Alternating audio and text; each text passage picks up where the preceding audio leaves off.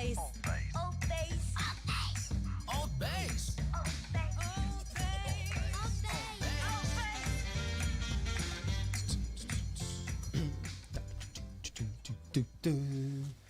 Yay! Peace, my brothers and sisters. We are live. ALTBAYS Show, brought to you by ALTBAYS.nz.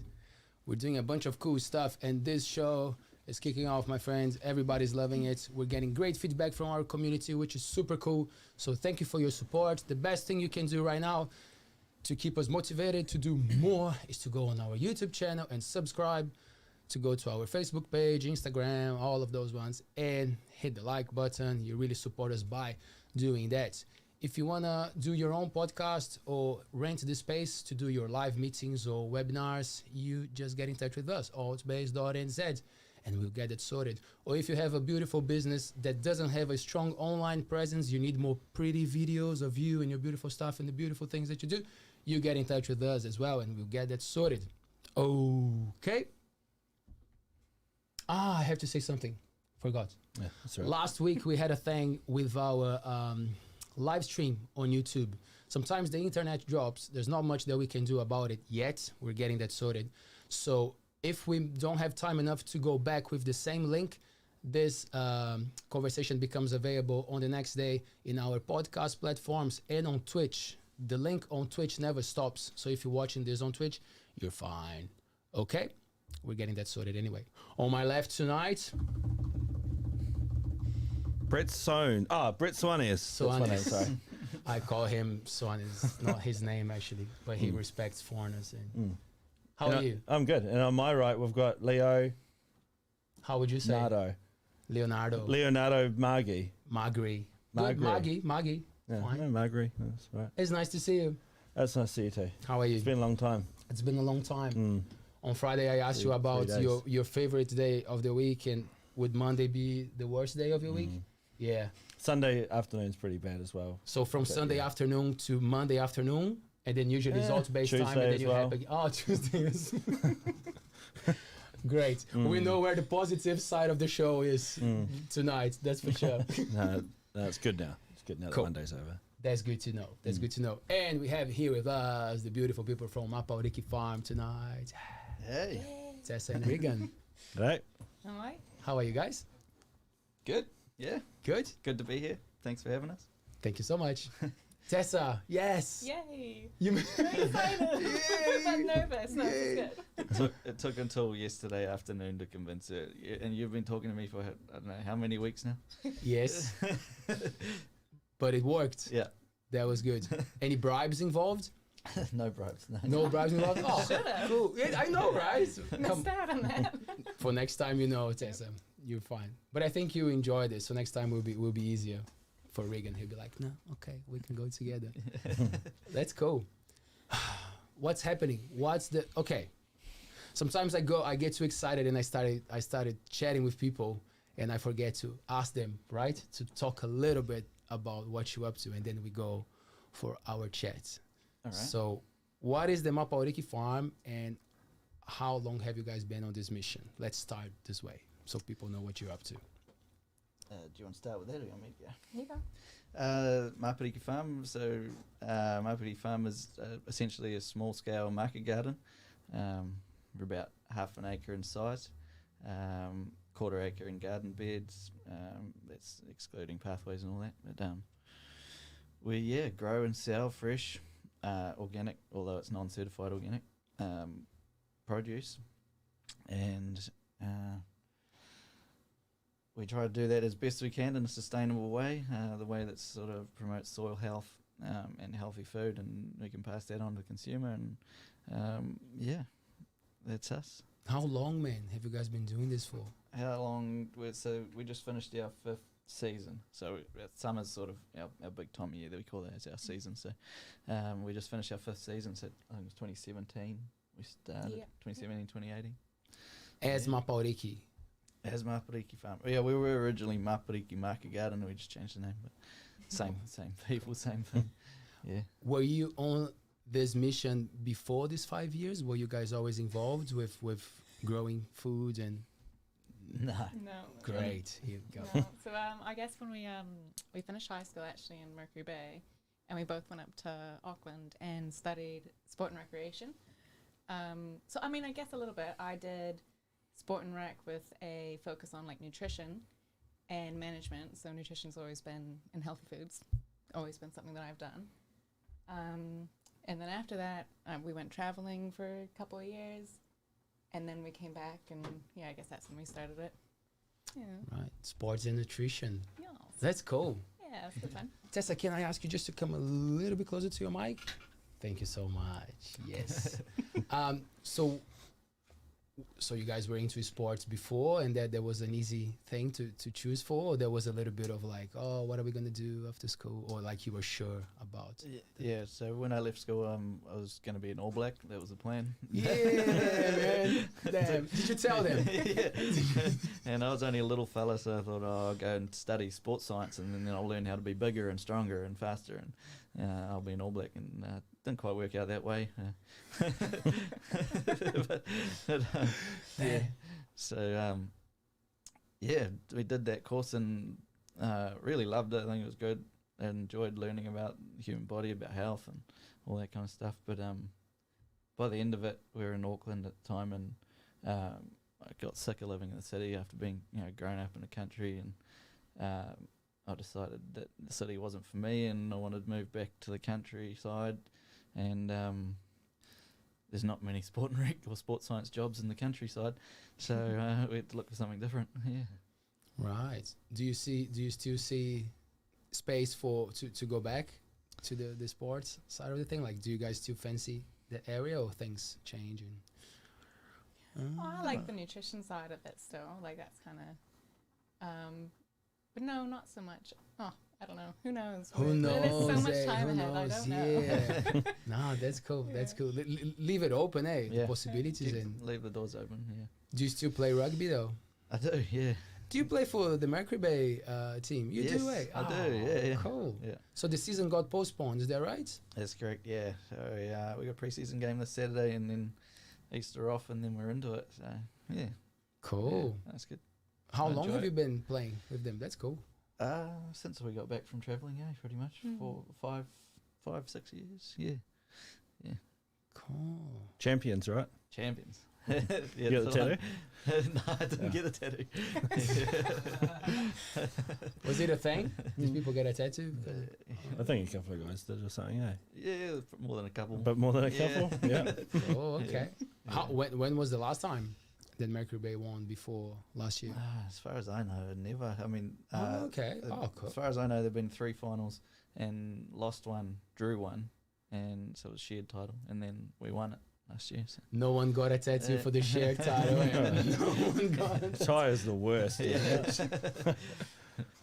It's interesting how you can draw at the end of a tournament. That's I didn't I make think sense it's of bizarre, to be honest. Like, I think it is quite bizarre, because no one likes a tie. I mean, I don't know what you soccer guys are like, but you guys seem to thrive on a tie. But like in rugby, you don't want to see a tie, right? Like that's no one wins, eh? You don't both win, no one wins, kind of thing. Yeah, that's I suppose unless fits the final, I suppose you both win. But Well, it gets a bit ridiculous with soccer, because then it's just the penalty kicks, like at the end, like they're kind of like, we gotta sort this out, like put on the goalkeepers. That's should just do pretty that at the beginning and save everyone much- I flipping. know, right? Watching hours. How of many minutes are in a game of soccer? 80? It's not cricket, man. 90. It's not like 5 days. it's there how it goes for. Sometimes it is, right? Cricket. Oh, what, cricket? Oh, soccer 90. Yes, perfect. Oh, see? 90, Nice, good. But cricket, we always give shits to cricket because Fabian, one of the co-hosts, he's a big Right. cricket fan, so we like to poke a little bit. Yeah, I can't stand it. Oh, Yeah, I you can't can- either. Not your thing, Tessa. No. I don't mind No. playing it, but I can't watch it. Yeah, I like playing backyard cricket, something like that. Yeah. I don't mind watching 2020, but only if I'm like forced to. But if it's like whatever the day long one is, a test or whatever, one day international, and then it's like, 5 days, and I'm like, what are you doing for 5 days, man? It's like the America's Cup. Go do some gardening. Is it the kind of game that you can at least listen to it? If you're my father or my father-in-law, okay. you can. Yeah. Cool. What sports? Some of the worst times of my life have been listening to cricket. Oh, great. What are you into, Tessa? Sports? What was Yeah, your I thing? used to play soccer. But yeah, I'm a runner. Love to run and hiking. I don't know if that's a sport. Yeah, Kind I of. think so. Yeah. Individual sport, maybe. So when you guys went traveling, you said that you spent some time in the city and then you went traveling. Were you just like enjoying seeing different places, or were you on a mission to go to a place to get something out of a place? Or? Yeah. Well, Tess is originally from Canada, so she always wanted to go back. Ever since we left school, she's like, I want to go back to Canada. And I was like, I want to be an All Black. But Canada won. Canada won in the end, yeah. So, yeah, went back there first day and spent a bit of time over there. Tess actually worked in an organic market garden over there, so maybe that's where the Yeah, I did. Yeah. spark started. Yeah. Right. Yeah, so we went back to Canada for just under 2 years. And yeah, main thing was I wanted to go back and see a lot of my family, which I hadn't, seen for, 18 years. So yeah, I went back and we spent some time with them. And yeah, I worked in a market garden on Vancouver Island for about 4 months, I think. Yeah. Is that where home was? Vancouver Island? Yeah. Yeah. Sweet spot. Sweet Awesome. spot. Yeah. Yeah, loved it over there. Yeah. So what brought you to New Zealand? How was the thing? So you were born in Canada, and then did you grow up there, or you moved? No, to I moved. My mum's a Kiwi. My dad's Canadian, so we did a lot of back and forth. And then when I was 8 years old, we moved back here and settled in New Zealand. Yeah, and then I hadn't been back to Canada since then. So it was 20 years of, 18 years then of not being back in Canada. Wow, that's a long time. Yeah, long time to not really see any relatives on my dad's side. So yeah. Wow, 18 years, man. That's an interesting thing. And how did it feel going back? How was the first? Did you connect straight away? Were you like, did things make sense, or you were a bit like no, a it was cool. foreigner? I mean, a lot of it I remembered from being young, but yeah, different, I guess, perspective seeing it when I'm being an adult going back. Right. Yeah, but it's good. What about the weather? How is it in Vancouver Island? But pretty similar to here, Yeah. Vancouver Island. It gets a little bit colder and wetter in the winter, but like where we were, Victoria, it's southern end of Vancouver Island on the west coast, so it's very coastal, not a lot of snow. Yeah, pretty similar to probably the South Island, New Zealand, I suppose. Right. Yeah. And were you guys sure about the Coromandel when you were planning the move, or you were considering all the places in the country? How was the decision of like, yep, no, that's it? Was it an easy? Well, yeah. Well, when we come home, it was pretty much just a default because family here. So, We yeah. were pretty broke when we got back from traveling, so spare bedroom. Lived with mum and dad. As Yeah. much as you want to make it beautiful, right? Yes, we thought about the Coromandel in our hearts. No, our bank accounts were pretty empty. So yeah. But Yeah. on the way home from Canada, we did 3 months in South America, so we pretty much depleted our money going through there. Yeah. Cool. What Yeah. places in South America? We went Peru, Bolivia, and Chile. Cool. Mm. Which one was your favorite? Chile? Yeah. Yeah. Chile. Chile. Yeah. Which places do you remember? Santiago, capital, or now you went for more for? That was like one of the scariest experiences for me in Santiago. Yeah. Yeah, just it was a big city, and I think it was first time for me being in like the big. The subways. Strike two. 3 you out. See, you didn't want to come anyway, so now I'm joking. Why? yeah. Was that easy? Yeah. So Santiago, Yeah. damn, bit dodgy. Yeah. Just too many. It was densely populated for me. Not being from the country, because I did grow up here when we first moved here. So yeah, big city. Wasn't very comfortable in it. So no, we didn't spend a lot of time in Santiago. Just moved to next one. We had a friend in Santiago who, he came here, worked at Luke's Kitchen with me when I was back in school. I was working Luke's Kitchen over the summer, and he came and worked. He was a dishie at the kitchen. He was from Chile, and sort of doing his big OE, so I reconnected with him and stayed at his place in Santiago. He had a mate who was starting up a camper van business, and he's like, "Do you want to be my first customer?" And we're like, "Yeah, sweet." Yeah. Gave us a good deal, and we took the camper van and travelled the country. How many Oh, camper vans good. did he have? Just one? Good. I think he had 2. Oh, yeah. That's a Yeah. great. That's off to Oh, a good, that's yeah. a good start. Yeah. Cool. They were not like Flintstones vans. They were solid. No, they were good. Yeah. Ah, yeah. cool. 4-wheel drive van. Yeah. Oh, It's sweet. wicked. Shout out to the bro, man. Yeah. Yeah, it worked. Nice. He's probably killing it now, eh? Mm. Must be.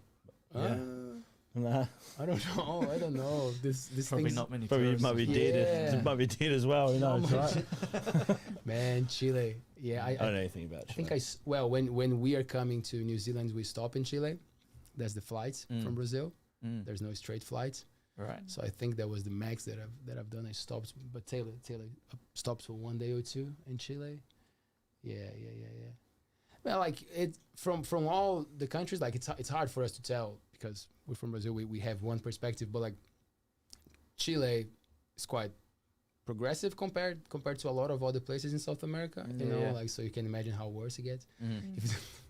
Yeah. So yeah, like some places are quite rough, but in the big cities you have the diversity, right? You have all sorts of people and vibes. So Yeah. it can be a bit overwhelming as well, I believe, coming from Mm-hmm. smaller places. What about Peru? Because Peru is way more like roots, right? It's way Yeah. more- Peru was awesome. It was a lot more history there, I suppose. A lot of seeing a lot of ruins and learning about their history and their culture. And yeah, I think we really enjoyed that too. But it was a lot of like getting on tour buses and going from one site to the next site and that kind of thing. And in Chile, we had a bit more freedom with the camper and to go where we want when we wanted and do our own sort of thing. But yeah, Did you buy any of their CDs in Peru? their CDs. Yeah. No. Don't they have the Peruvian folk band? Oh, the ones that Yeah.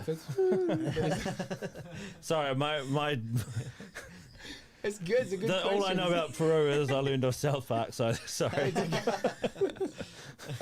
It's a good question. They are everywhere in South America. Mm. They play this background.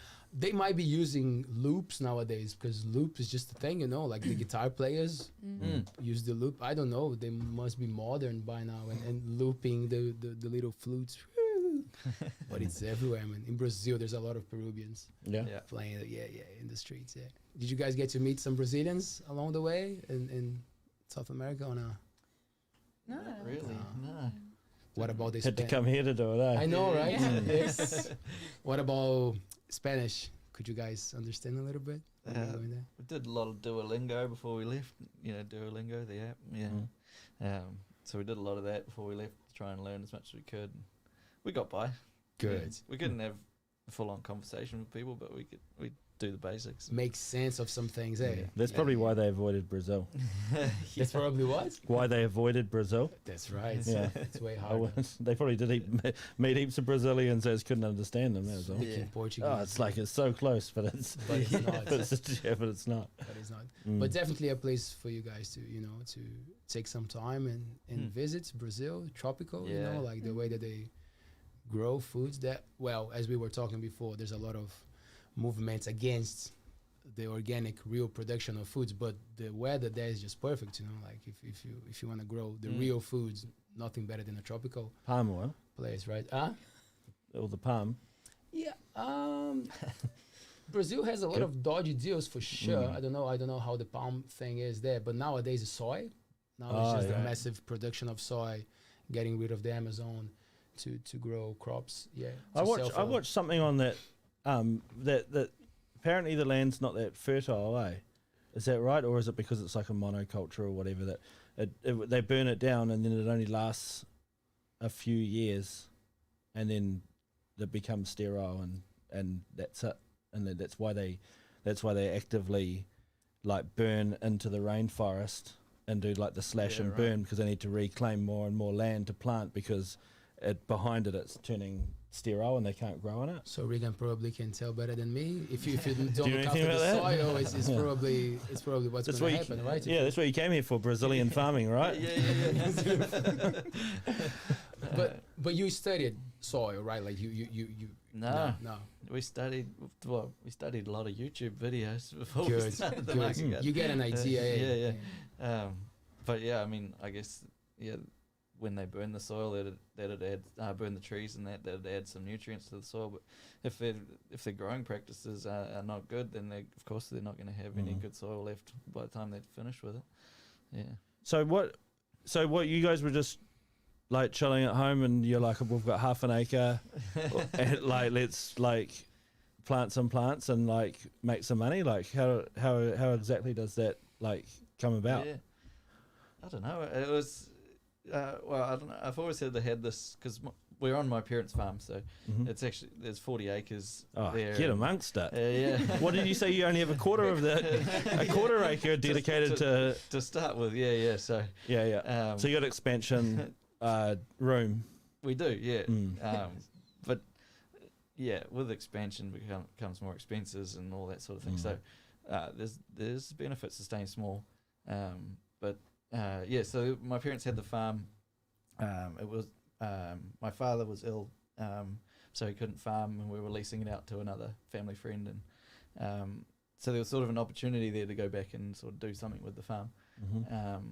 And yeah, we were broke, and we didn't really want to go back to a hospitality job for the summer, and so we thought, let's try and do something different, do something for ourselves, and I don't know, I've always sort of had this dream about living off the land, and it'd be so cool to be self-sufficient. The Kiwis have that, eh? It's like, well, I want to do that too, but I've got like a 1/16 of an acre. You know? Yeah. Since then, my opinions on that have sort of changed. Well, I guess I've become more educated, but we can talk about that later. So yeah, it was sort of like an opportunity, I suppose, to do something different, do something for ourselves. And I thought, let's turn this paddock into a garden and see how many veggies we can sell. And cool. Have you got a greenhouse and stuff? Or you grow your own seedlings and that sort of thing? Yep. So we started out with just one little tunnel house. We were broke. We were living in a shed, and we'd spent $200 on a little tunnel house we found on Trade Me, and we're like, "Ooh, that's a lot of money." And so better be good. That's where we started, and we started our seedlings and that. And so you bought like seeds. You went like Hammer Hardware and bought. No, well, we went online. Oh yeah. To some of the bigger seed companies, King Seeds, I think it was we started with. Yeah. Grew everything. And you grew everything from seed. Yeah. Wow. Yeah, that's dedicated. House. I'll give you that much. Yeah. Cheap too. Yeah. It's much cheaper to start that way. Yeah. Instead of forking out $2-3 a punnet or whatever it is for your veggie seedlings. But that's how we started, and it's sort of grown from there. Right? That's cool. No, you go. No, you go. You're good. No, I'm gonna have some water here. Oh no, I just wanted to just ask again, because we were talking beforehand, wasted a lot of good content before the cameras turned on. But I just wanted to revisit the fact that you're saying you used to do the markets, and could we just revisit that in your veggie boxes and that sort of stuff that you currently do? Yeah. Yep. Yeah. So and you still do markets? Right now, no, the markets are finished. The CROSLAND's still going, I think, on Sundays. Yeah. We used to do CROSLANDs on Sundays, but then we ended up working 7 days a week, and decided that's not really much of a lifestyle. So the plants don't stop growing. Yeah. So we'd cut back this season and just did the Saturday markets in Whitianga down at the War Memorial Park there, and they finished up just recently. I think there's one on Easter, but So, but you'll go to next year again, or you'll be too busy for that? We're not sure. It was definitely like a bit of a trickier season with the markets, with the COVID restrictions. They would get cancelled, even though, and for us, we plan way ahead. We can't just produce a beetroot or carrot like that. It's 3 months. It doesn't just appear. So it's 3 months of planning, and then the market would get cancelled, and some products we grow just for the market, not for restaurants. So that it was a tricky summer. So that's where we kind of looked at other ways that we could sell our produce. So you do your veggie boxes too, because I was talking about, like, I'm from Raglan, and we used to buy veggie boxes there. You guys do a similar a similar style of thing here. Could you run us through that? Yeah, so we normally we start our veggie boxes in November, and we have the option of people that want to get them weekly. They can just subscribe. They pay a month in advance, and they get them every week. And then online, if you just want to just casually get them, you can just purchase them one off. So we did that from November and wrapped up in March. Last year we went through into winter until about June. But we've just decided to take a step back for this Just the winter. summer. Yeah. So do you guys deliver in the area? How does it work? Or people usually pick up? What's the system? Yeah, this year we just did pick up only, so pick up from the farm. We did offer deliveries the year before. Sometimes you get 2 deliveries and you have to drive for half an hour to deliver 2 boxes, and everyone else just goes to the farm. So, market gardening's not a super lucrative business, and so you really have to focus on efficiency and what makes you money, and try not to do too many tasks that don't actually make you money. Right. Yeah. But it's interesting. It seems to me like once you get this other ways, like the restaurants, and we're going to talk about the supermarkets now, like then it will probably be cool to supply the community anyway, right? Yeah. Because you feel more secure, like you know that is happening, and then you can actually be more active and make it better. Yeah. Yes, because now you guys also sell in the fillery, right? Which is in town, Yep. which is accessible. Yep. So for the people in Fitzroy, are there any other places in the area that you can go and find your veggies if you don't want to drive, or if you are closer to a different place? Yeah. So through the winter, we'll be supplying the fillery, and we have a fridge at Kua Cafe, Cool. which we stock. That's next to Luke's, right? Is the right next to cafe? Luke's. Yeah, Yeah, cool. And just recently, New World has our salad greens, microgreens, New World Whitianga, and hopefully soon Foursquare Matarangi as well.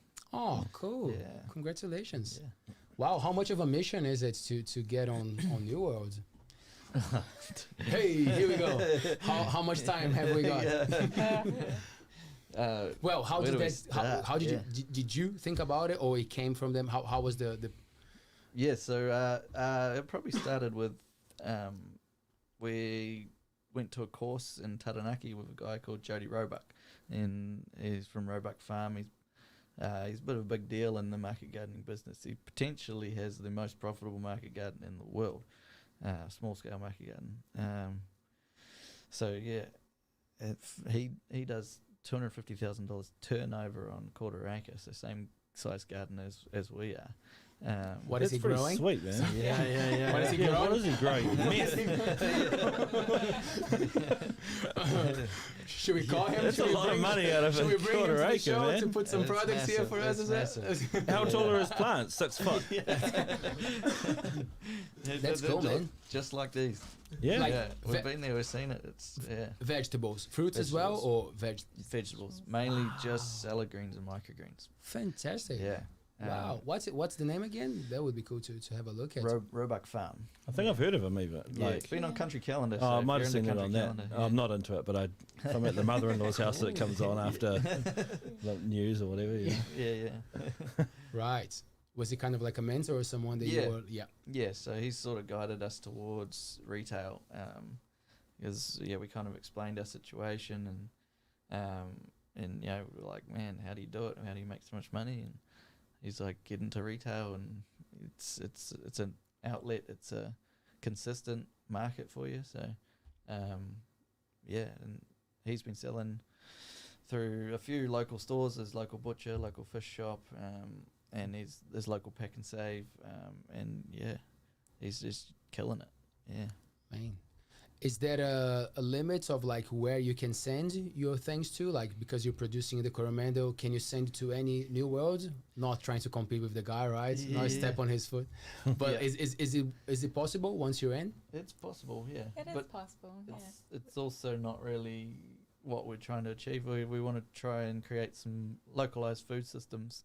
Cool. And if you're shipping food from here to the South Island, it's probably not going to be that sustainable with all the fuels you're burning and all that kind of thing. And so, I think that's sort of where the world needs to go, is more localized food systems where you've got smaller producers feeding their own communities. And Right. To what extent do you agree with people sending food to other places? Because, like, for example, I read something about New Zealand letting a lot of citrus rot, in the North Island, and places in the South Island they would not have that, like, and Right.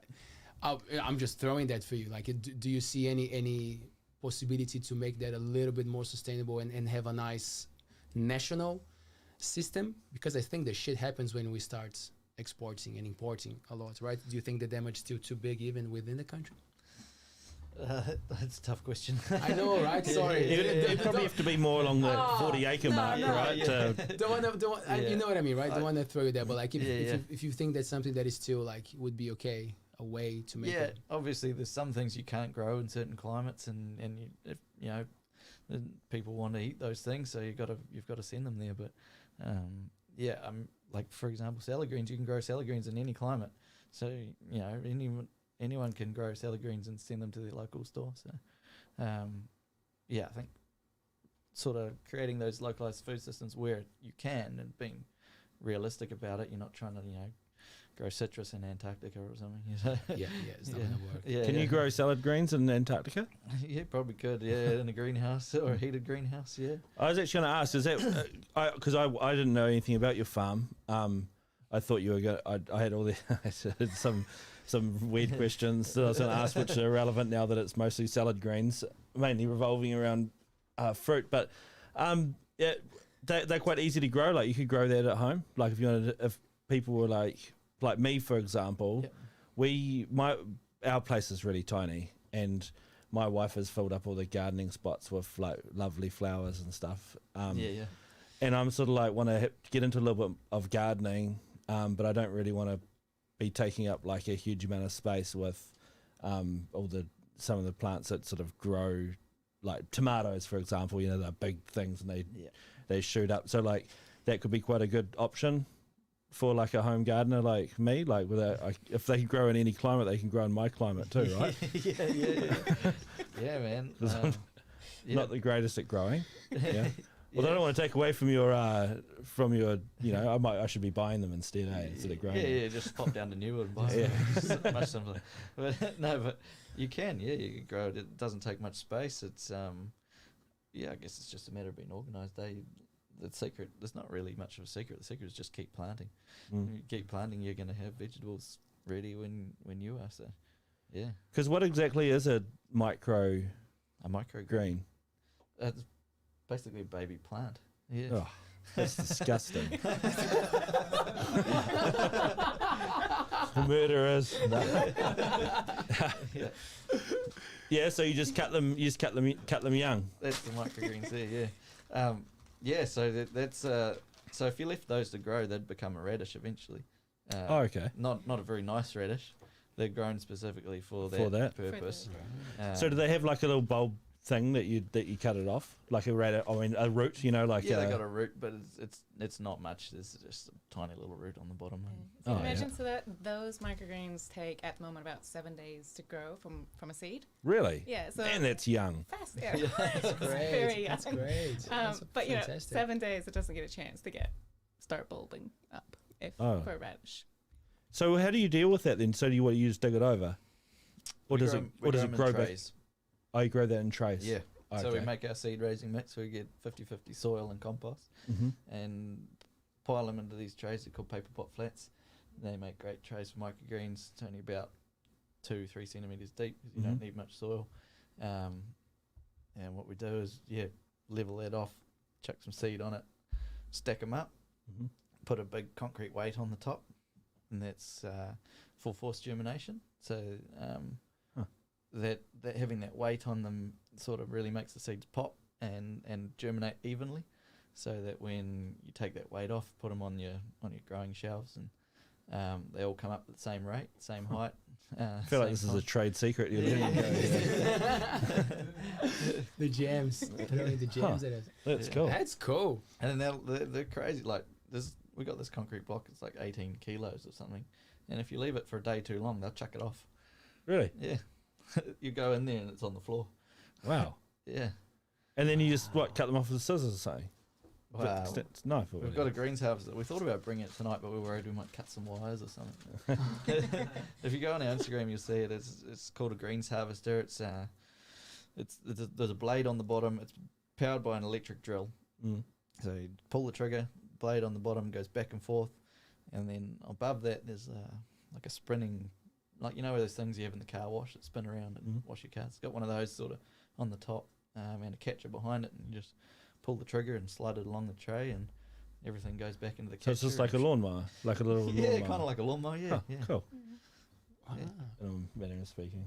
So it's time consuming, right? That's the thing with gardens. You guys are there like all the time checking, and that's the thing, right? Yeah, You gotta yeah. be looking, gotta be checking. Yeah, yeah. It takes that's sort of one thing why we're sort of stepping back from the veggie boxes and that over the winter and trying to focus on this is trying to get our weekends back. Eh? Yeah. Yeah, Like, good on you you. know, Good on you. just trying to pace ourselves a little bit because we've been going so hard for so long. You miss out on a few things. So just sort of trying to step back a little bit and focus on what makes us money and what we can do in the least amount of time. And yeah. Nice, man. You guys use the word regenerative. Is that right? Yeah. Regenerative farm. Yeah. So what does that mean? Regenerative. Yeah, there's a lot of like words that they use to describe the way that we farm, and to me, there's not really a real definition that sort of says what we want to say, but it's close. And regenerative is like basically leaving the soil in a better place than it was when you first started. So, well, that's what it means to me. I don't know what the actual definition is, but. Yeah, great. Yeah, we won your definition. So Great. you know, so we're trying to improve the soil every year and with how we're growing, and rather than the crops obviously take nutrients from the soil, and then you take that out and you put another crop in, it takes more nutrients, and eventually you end up with this medium that doesn't have anything in it, doesn't have any life in it, and you start chucking pesticides and herbicides and all that in the mix too, then you've absolutely got no life. It's just a dead desert. And so we're trying to build our soil as we go, build carbon. So nice, deep, spongy cake soils and lots of life. And yeah. So there's a lot to do with the composting system that you guys have, I would say, or is getting. Well, Do you compost everything? No, I'm only joking. Won't go there. We don't actually make a lot of our compost. We do compost everything that is a waste product from the garden. yes.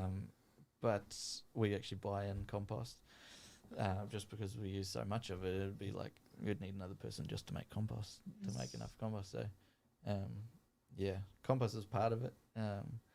And so we practice no tillage, which you probably know what a tiller is. Behind a tractor or walk behind tiller, and it plows up the soil, turns it up. Like your aerates conventional it. farmers, you'll see fields and big tractors with big like tines behind, which are like flip, Yeah. and they go quite deep in the soil, and they flip, and they're mixing the soil layers, and at the same time they're also compacting the wheels of big machinery. So that's something that we avoid and we don't do. Is it because that also exposes parts of the soil that shouldn't be exposed? Yeah, so the soil has structure, it has layers.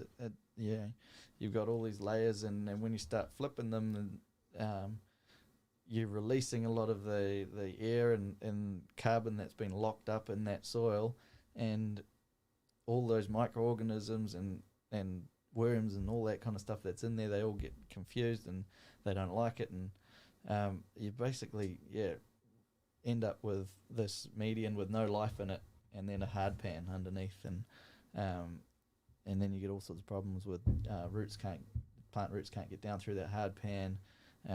Water filtration is not good. You get a lot of nutrient runoff and that kind of thing. So why do the big farmers do it then? Save time and money, I suppose. Because it's easy to plant into or whatever. Yeah, because I've never even thought about it why they plough a field. Well, so if you could have an old crop in there, say in this field, run the tiller over it, and it's ready to plant again. Yeah. You know, So what, you'd get like a bunch of goats in there and like chew it back and then plant in it? I mean, like, would that be the alternative or whatever? Yeah, it could be, yeah, but that's not what we do. We'd usually crop it out, pull it out by hand, or maybe chop it and drop it, leave it in place, sort of compost in situ, and chuck a tarp over it, and that sort of just speeds up the process of the old crop breaking down. Oh, yeah. Let the worms come up, take it back down, and sort of, it's like a cycle. Try and keep that cycle going. Circle of life. Yeah. Yeah. So trying to look after our soil, we use, so if we're prepping a bed, we'd use what we call a broad fork or a forkster. It's basically a huge garden fork. And what that does is it gets down nice and deep. You pull back on it and the air, it lifts up the soil, it lets air into the soil, and doesn't actually flip the layers and turn the layers of the soil. It keeps the structure intact, but it allows the air to get down, the water to get down nice and deep into the soil. So we've got a nice deep topsoil. And you do that by hand? Yep. Wow. Great. Don't have one that runs on petrol? No. Farmer's gym, we call it. Yeah. Farmer's gym. Wow, there's a lot of love, and attention involved to this. Yeah. I think most people forget about this part, right? You just go and the bag's there. Yeah. It's ready for you. So yeah, that's why I always appreciate the markets, and seeing you guys and seeing people who are actually doing the thing, because it shows, like that you're doing something that is worth it. Like everybody's got to eat. Of course, you guys are running a business, and we got to understand that. But it's nice that you're taking us through the journey. You said something about being an organic farm, but you guys don't have the tag or whatever you need. What does it take? What you guys don't have or don't give to them that it won't say that you have the tag of organic? Is it money? Pretty much. It is, yeah. Ding, ding. Yeah. It's a fee, and it's more paperwork. which is obviously more more time for us, which, all of that reflects on the end product. How much, if we have to spend time on other things, that obviously takes away more value for us producing something. I mean, we use certified organic compost and fish fertilizer, but we just don't have the label of certified organic. Yeah. So we don't use any nasty chemical or synthetic pesticides, herbicides, fertilizers, anything like that. So, I mean, we could probably go and get our organic certification if we wanted to pay the money and get the certificate. But I don't know. It seems a bit backwards to me that that someone growing like us has to go and pay a fee to prove that we're doing a good thing when someone out next door is spraying poisons all over their food and then selling it, and they don't have to pay those fees. They should come with the tag of non-organic, right? They should pay a fee. Non-legit. I mean, that's a very simplistic view of it, but it's sort of the bottom line for me. So when you're selling it at the shop, can you write anything on it that would imply that it's organic? Like kind of organic or something? Yeah. Same thing as organic, but just haven't paid the money. That would be cool. That's so honest. That would be great. Because I suppose in a small community, you can just say, hey, we grow it organically, but we're not certified, and then people know that it's organic, right? You don't have to have the sticker on it. Pay the money for the sticker, but it's like at New World or whatever. Will they have anything? Nah, it's just going to be salad greens. It's pretty much that's the really wonderful thing about going physically to the markets is that you're actually interacting with your customers, and you can explain how you actually grow things, and it's kind of up to them to choose if they agree with how you're growing. Whereas New World, it's not New World. It's obviously the food company. Foodstuffs is the national governing body, and they make the rules pretty much. Yeah, and pretty much if you put any kind of statement on your packaging, you have to provide the certification to them. Oh, yeah. So we can't say organic because we don't have the certification for it. Yeah. But we can put home compostable bags because we are using them when we have the certification for it. Oh, so you can come. Yeah, oh, chuck really? that straight in your compost. Wow. Well, you should really remove the label. Nah. But I've put the labels in before and they seem to break down. Wow. But, yeah. Cool. So that other spot you're talking about, I'm a little bit embarrassed. I actually don't know where it is. What the other place that you sell it at here? What did you say it was called? The fillery. Yeah, the Fillery. I've never been there. Where is that? That's Just down Is it right there? Is it below us? Am I in it? It's the opposite of the glass house. Across the street to the glass house. Oh yeah, Yeah. Yeah. The Fillery. like where the bookstore used to be. yeah, it used to be Yeah. I think a cancer bookshop. Yeah. Yeah, yeah. So in there, is it in there? It is Yeah. in there. It's like a In the old standalone- bookshop? Yeah, standalone Oh. little building. Yeah. You know where it is. So that's yeah. why I didn't. Yeah. Yeah. Okay. So they've moved. I know exactly where it is. Okay. Yeah, it's only recent. It's like I think they've been open for a year, just about a year now. Oh yeah. Yeah. Okay. Well, I'm usually working or whatever. I don't get to get on the main street that often. Yeah, but definitely a shop to go check out.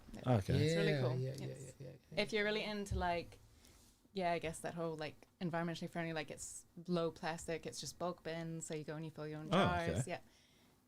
Yeah, it's really cool what they're doing. It'd be- Got some good salads there too. So sort of and microgreens. Are they sort of like bin in or something similar to those lines? Yeah. Yeah, pretty Yeah, much. Yeah. Cool. Yeah. I didn't know we had any bulk buying places here. Yeah. Now you do. Should walk the main street more, I suppose. Mm. The thing that upsets me is knowing that organic food, real food, costs more, because obviously, you guys are doing the right way, and then we still have to put up with buying less quality, less nutritious, for less money, and getting more sick, and paying the same bill later. Like, how are we gonna do that? How like what do you guys? Of course, you're already doing it. I'm just throwing these things so we can chat about it, But I know that you guys are already doing it by doing the foods. But like, when you see yourself in this contract paperwork, the big fish having a lot of, oh yeah, nah, do that, nah, carry on, whatever, and you guys having to fight for those things, like, how do you feel in this battle? Unfortunately, it's a battle, right? So, Yeah. Yeah, some days you feel great. You're like, man, look what we were doing. This is awesome. We're making a difference. We're doing something really cool. And other days you think, what the hell are we doing? Like, It's hard work. we're such small fish. We're not going to make a difference at all. But yeah, I don't know. Is there anything you want to add to that? Yeah. For me, like the You don't thing have about yeah, like I love going to the markets and interacting with people too, but you only get certain people come to the markets. Not everyone can take the time off on the weekends from the kids or whatever and go to the markets. And there's always an excuse. You got sports or you got something. And so for me, going into New World was like a way to, rather than forcing it on people, but just put it there in front of people and Nice. give them the option to make a better decision. And you can make change. You make change by just doing small things like that, and just putting it in front of more faces, and allowing people to make those decisions to be like, yeah, that's cool. I'm gonna support them. I'm gonna buy my salad here every week, or that for me was sort of the big part of going into New York. Getting your name out there though, and people understanding what's actually happening, I think is quite a big step. Like, Yeah. so like when I don't mean to harp on about raglan every episode, but like the organic Kaifenua organics there, and they had them in the shop, and because we knew that they were local organic food, we were like, I mean, I'm hardly a hippie that wants to buy organic foods and stuff, man. But like, we went for that. Like, we were like, oh, cool. And they were really nice. They were yum, like, no offense, Pam's, but your iceberg lettuce in a plastic food stuff's People gonna buy drop the you now. plastic, they don't know the difference. What's the countdown one? I'll talk about them instead. But like, they're real like full of watery lettuce type stuff, and half of it's brown when you turn the packet around and look at the back of it, and it's just like, ugh. And I think once people give that a try, I haven't tried yours, but Yeah, take one of those. thank you. That's just what I was hinting at. Don't worry about what I was going to say now. No, but like once you give it a go, I think that you do really, you go, oh shit, this is actually way better. Even if it is $2 or $3 or $4 more than the rest, because you know what, I buy that packet of lettuce bits and stuff in that packet, and it's like $6 or $7 or whatever. and we only eat half of it because it goes brown the next day. You know, so And then you have the food waste issue, right? And then Well, it becomes that's- another problem. yeah, It then I'm takes gonna to throw it on the another lawn problem. and mow it. You know. No, but I think like getting your name or getting it out there, that's Yeah. like that's a big thing. Yeah. Like hopefully everyone listening will go, oh, Yeah. we'll buy that instead, you know, because at least that goes to someone that you Yeah, know, yeah. or someone in your neighborhood, you know. Yeah. Well, and it's fulfilling, right? That's the thing with the right food. You just need the right amount, right? And then you get to another issue of how I see society. It's just like overeating, right? Because if it's not nutritious, obviously you're gonna eat more, right? So once you get into the habit of eating a little bit better, you know, your body's happy, you know. You into Joe Rogan. So there was a Sadhguru, you know, the guy, the Indian guy who talks. So he went to Joe Rogan not that long ago, and everybody thought he would talk about like, oh, mindfulness, you know, like beautiful things that, of course, he did. But like he started talking about the soil, you know, this program that he's involved with. Like, let's do something about the soil because there's a bunch of studies and like just facts of like how food is not as nutritious as used to be, and it's only getting worse. Right? So it's something that we should be paying more attention now, right? Before it's too late, maybe. Yeah. I think a lot of our land is virtually sterile, right? Like especially like the dairy, you know, dairy farms. We're getting They there. just We're pump getting it there. with- We got time. Oh, We got time. Yeah. It's like Nitrogen fertilizers and Yeah. stuff to keep it growing, and then you know. they're like a drug. You just got to keep adding more and more and more, otherwise you crash and the whole system collapses. So, it's once you start adding those sort of fertilizers and stuff, the system becomes reliant on it, and it's all about sort of trying to close that loop and being self-sufficient in what you can do, and it's a whole big wormhole if you go down there. There's a really good I think it was Chef's Table. You guys watched that on Netflix? I think there was one on, I'm pretty sure it was one I watched on that, where they turned the like family farm back into a like sustainable farm by leaving the animals on there to crap all it back into it and stomp it all into the ground and stuff, and they turned this farm that was pretty much sterile or turning sterile into like this like thriving farm, and then they had a restaurant and probably millionaires now. But it was quite a good watch. I don't know if you've seen that one or not. It was, I haven't seen that one. yeah, it was quite good. I think it was at Chef's Table. There's a lot of New Zealand farms changing from dairy farm, or starting at least starting something small, and because you know, I don't want to be that guy, but we all know that it's changing, right? That dairy farms are going to change once people want the farmers or not. Like, it's apparently, from what I read, from what I studied, it's just happening now. Like, do you guys see that as an alternative as well, of a transition that you don't want to get behind? It might be too late to change. I don't know if it's doomed. I don't think it's too late. No. I mean, there's so many things you can do that are gonna, and you know, if we disappeared, if humanity disappeared tomorrow, the planet would be fine. It'd come For back. sure. So Yes. you know, like, Mother Nature has ways of healing. So, I think it's never too late to change. So, and it's cool to see lots of cool farms doing these things and regenerating their soils and focusing on soil health, and you know, you end up with a better product at the end of the day. So to me, it's a no-brainer. But it just takes a while to get that into people, make that change. Because it'll take years, Yeah. to transition. Yeah, for sure. Yeah, it's not something you can do overnight. No, it takes time. Yeah. Could it come from? Would it be easier if the government was supporting more dairy? Well, you don't have to answer. It's just your opinion. Oh, because like that's how I see it, right? Yeah. Like, you watch. I don't know if you guys watched Milked from Amy. Haven't seen it yet. No. You know, like it. A lot of people were offended before watching the movie. You know, because they thought she was giving shit to farmers. She's actually giving a big hand to farmers, you know, like she interviews people who are depressed, people who are thinking about committing suicide because it's just not sustainable anymore. It's sustainable for the big guys to make a lot of money on top of their work, you know, and then she talks a lot about this way to maybe start to adapt while you can.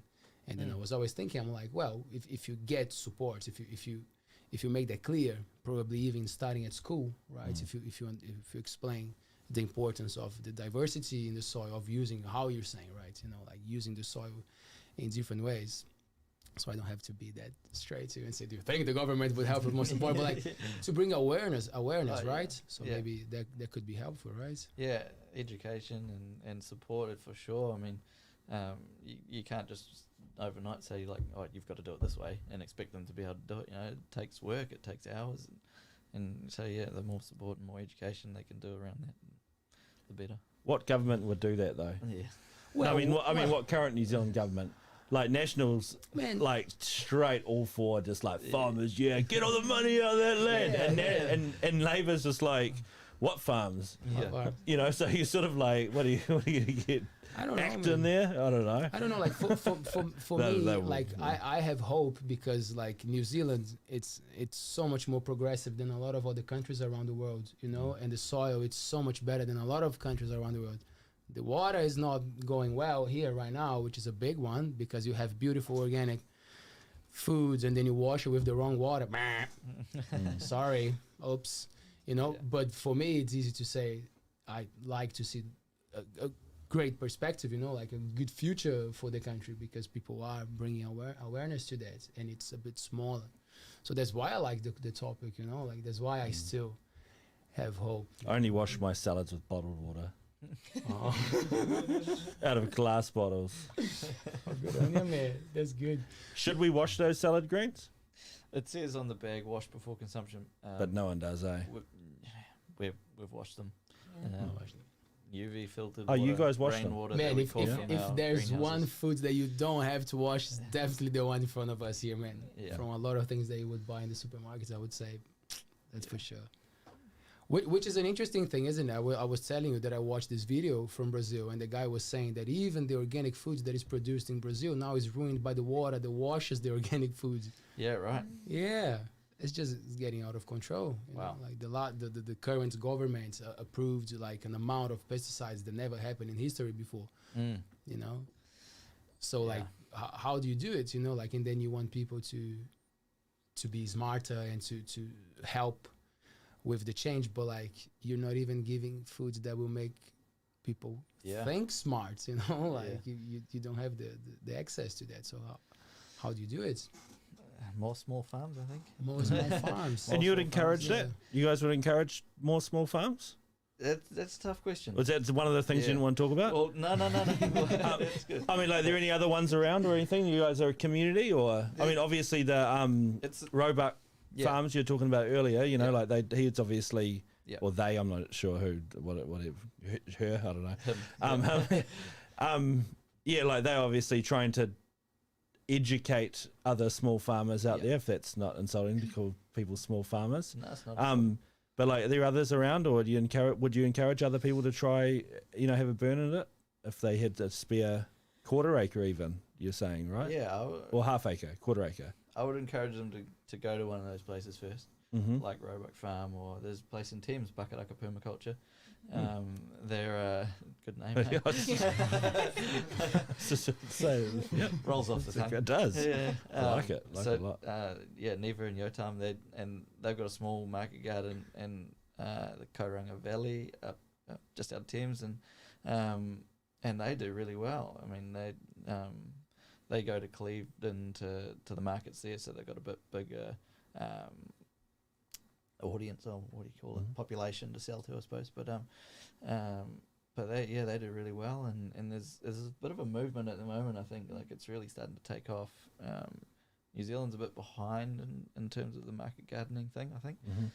Like when we were in Canada 5 years ago, there was heaps of little market gardens everywhere, and like young people going out to the farmers market and making a living selling their veggies. Then there's a guy, Curtis Stone, Canadian guy, and he was doing it in other people's backyards. He'd just be like, yeah, man, can I farm your backyard and I'll give you some veggies. And he'd do that and take it to the restaurants and markets. And he was doing like over $100,000 US and not even on his land, in other people's backyards. Fantastic. Yeah, so He must be highly organised, though, right? Yeah. So like there's guys like him. Another guy, John Martin Fortier, he's known as the market gardener. Mm. And he's doing amazing things like massive amounts of food of small scale farms, and making good money doing it. Like, Can anyone sell a? I believe it or not, I've actually never been to a farmer's market. Oh man! Like, well, what, we had can- to bring the count. Do you want to start the online farmers market, and then I can go to it? That would be a great thing to do. That'd probably bring a lot more people in, if you could do it online. But I know it'd probably defeat the purpose though. But can anyone sell at a farmers market? Can they? You don't have to have a license to sell made you're probably better radishes or than us, carrots or whatever. Well, you're meant to, as a food producer, and that's anyone that's selling food. There is the basic. You have to go through, I think, MPI. Like you have a national program one is what we had to be able to sell to anyone else. But Yeah. Or to people other do it. restaurants. That people just sort of. They go take their backyard veggies and We didn't have it the Yeah. first couple summers. We Oh, just don't admit it. They'll, yeah. they'll be knocking on your door at 1 o'clock in the morning. But yeah, it's pretty easy to get. Oh, yeah. Just audit from someone at TCDC. And they just show up and just be like, "Oh, you're not growing this," and Yeah. It's pretty much just tick the boxes that you're growing it. Oh, yeah. Safely. Where do you wash it? Hygiene Where do you is- store yeah, it? And- yeah. Oh, cool. It's cool the thing with thinking about more people doing it around, because if there's more people doing it, there's more people consuming Mm. that food, and then it becomes just a bigger, chain of change, I would say. Well, it right? becomes a norm, right? Like, Yeah. so I've never been to the farmers market again, but how is it priced comparatively to like a To New supermarket, to New World? Yeah, World. not yours in specific, but I mean, like, unless you want to, of course, but like the other people, like, are you paying like twice as much? No. 3 times? No. Oh, less. No. It's pretty much the same. It Oh, may yeah. be less sometimes. Like, yeah. It's a bit mixed. Sometimes we're probably on par with the supermarket prices. Other times we're a little more expensive, but it's reflective of the work that we've put into it or the time that it's taken to grow the product. So, something like carrots, which takes 90 days to grow, like 3 months, and we've used no sprays. It's a lot of preparation's gone into it, and so maybe our carrots are a little more expensive than the supermarket. But yeah, I mean, overall, I'd say we're pretty similar. How many carrots does someone buy anyway? You can afford it if it's a little bit. Oh, so you guys do root vegetables and stuff like that? Yeah. So in my mind, you were just We're like just a salad farmer. Yeah, salad farmers. Yeah. Oh, so there was So I might go back to one of my original questions. Then what's your favourite? So you don't do any fruit though, right? no fruit. No fruit. Yeah. So Unless what's you your call favourite? tomato a What's your fruit. favourite veg? Well, technically, I suppose. What's your favourite vegetable to grow, and what is your most sensual vegetable? Sensual. It's a dual question. I'm You go guessing it first. might be the same. Might be the same vegetable. I don't know. I think carrots are Oh, actually I knew it. it's so exciting. You have no idea what you're gonna pull up, like when you're harvesting a carrot. Like, and I don't know, because you can you have a little peek based on the top, like see how big the carrot looks, and you'll pull it up, and you just never know if it's gonna be. It's got like 2 fingers. Exactly, eh? it has 3 fingers. It could be like 2 wrapped around each other. Yeah, it's sensual. Eh? Well, yeah. They're just excited. Yeah, you can't see what it is until you pull it A up. mystery. So I like it's that. Mystery. Mm. Yeah, I'll probably have to go carrots As too, well? To be honest. Yeah, I love going Oh, I carrots. didn't expect that. They're a bit of a challenge. Yeah. But yeah, they're just I love them. They taste so much better, Mm. especially if you can get them in the winter. They're Do you do so the baby sweet. carrots? Yeah. Oh, you guys are savages, eh? Do you do full-grown carrots as well, though? We do. Sometimes, Oh, yeah. Well, not your massive. not a juicy Yeah. carrot. Well, sometimes they get away on us, but yeah, Oh, so what other things do you grow then? Carrots, like, yeah, do you, potatoes? Nah. nah. So potatoes, onions, those kind of things, not so much. But this summer we grew, what would it be, about 18 crops or something? Maybe not that much, Not 12 that many. crops. So we did radishes, carrots, beetroot, salads, Courgette. courgettes, Mm. cucumbers, tomatoes. And they get away on you. Yeah. Surprised that wasn't the central one, eh? Like, oof, and do they grow? Yeah. Yeah, you go at chicken one day and next day you got like a baseball Yeah. bat. I mean, with that, like, because this is our 5th year growing, over time we've learnt kind of the products which are more, I guess, more profitable for us. So you look at the longest term crop we grow is our carrot, which is about 90 days. Apart from the tomatoes, which is a long season crop, but it keeps producing. Yeah, I know, man. Sorry, Tessa. So yeah, Sorry. I sit on my hands. no, it's alright. So yeah, that's something that we've kind of refined over the years, is deciding what crops are actually more, worth our time to grow, and it's working out what actually sells at the market. I mean, we grew fennel for a couple of summers, and Couldn't even give turnips away. oh.